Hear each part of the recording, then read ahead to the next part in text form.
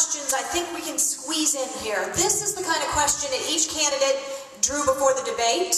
They have 2 minutes to respond. We begin. Mike Pompeo, your question is, what policy should we have regarding the Middle East nations to assure stability in the region? You have 2 minutes. Well, we talked about this a little bit when we talked about Turkey. With respect to the Middle East nations, there will be a series of varied policies. We will have a different relationship with each of them because they'll behave differently. Our primary objective of there always is American national interest, not the interest of any other nation. Today that says that we need to make sure that we are closely allied with the other democracy in the Middle East, Israel. So we need to make sure that when Israel needs support and needs a friend, it knows every time that they can rely on us. Today, I don't think they do. I think they're very concerned that when push comes to shove, and when Iran moves further down the road, that America won't have its back, and we need to make sure that we do. We know this too. Our Middle East policy is greatly affected by our energy consumption here in America. We need to make sure we do everything we can to reduce our dependence on those foreign petroleum products. And when you look at Syria, and you look at Jordan, and you look at the Palestinians, one thing can be very certain. They do not share our worldview. And when you see radical Islamic terrorism around the world, we know that they intend to do us harm. At every turn, we've got to make sure that we understand them, that we're prepared to fight them wherever they pop up, and that we're prepared to defend our nation and our interests no matter what the cost. And in any way we can do that, because we can't begin to secure our borders and do the other things the federal government must do until we know that we've got a nation that is prepared to defend itself. Hartman, your question, if you're opposed to earmarks, how would you propose that particular projects in Kansas get funded? Well, to answer that very directly, I'm 100% opposed to earmarks of any type, shape, size, or color. There's no need for earmarks. They are abused and have been abused for many, many years by politicians to, quote, bring home the bacon for no more than to get reelected for one more term and to spend another 10 or 20 years in Congress. That's not what we need. Now, to answer the question directly, I've been very involved in that other side of the coin. The other side from earmarks. The other side where an entrepreneur like myself figures out to raise the capital, to create the companies, and to create the jobs. You do not have to go to the government till, the drive-up window.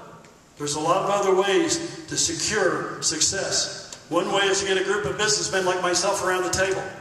And instead of challenging them, calling them names like the United States government does with all of our allies, you make friends, you make decisions. You take a leader like myself with the skills to envision them with my ideas, and that is one way you can eliminate earmarks. You need to get people in a position that understand how to move the ball forward, how to create.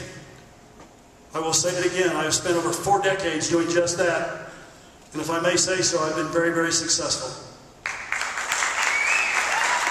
Thank you. Actually, our next question, because we drew these backstage, is for Gene Schodorf. What changes do you propose, if any, to allow state governors to deal with crises such as the oil spill in the Gulf? Lucky you. She just made the cutest little face. Who wrote that question? Governors have the ability now to ask help from the federal government, but generally governors are in charge of the National Guard, and the National Guard has come to our aid so many times in the last few years, with the tornado at Greensburg, with the ice storms that in the far west, with all of the disasters that we've had, with the floods in southeastern Kansas. And the problem is that we have run out of money because we have to pay for that.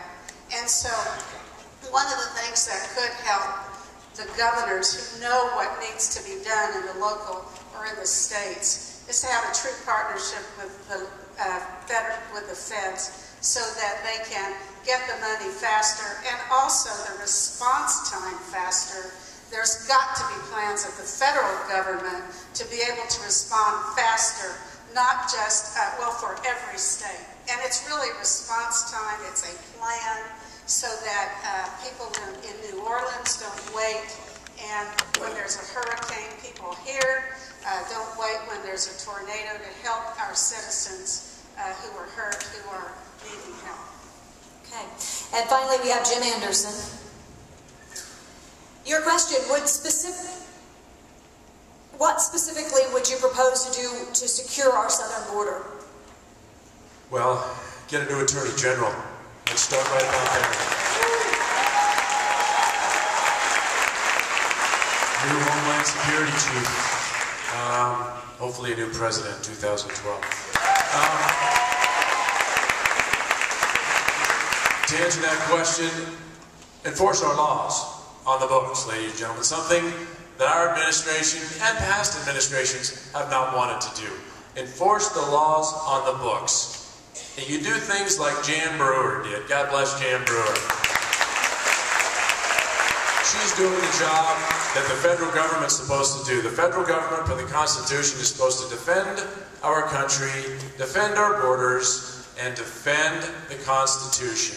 And they're not doing that. If they just did that simple little thing and enforced the laws, we wouldn't have the problems we're having.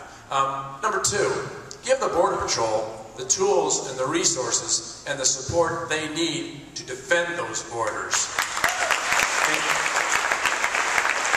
Instead of having to call some bureaucrat or an attorney to see if they can defend themselves on the border, they need to be given that control. They need to be given that support. And they need, thirdly, and is important, build that fence that they were going to build. And that alone will not be a deterrent, but that will assist in keeping our borders safe and secure.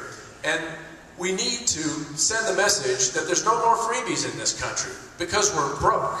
We are absolutely broke, and I'll close it with the corporations need to make sure they're hiring legal citizens as well, and if they're not, they need to be penalized for that. Thank you.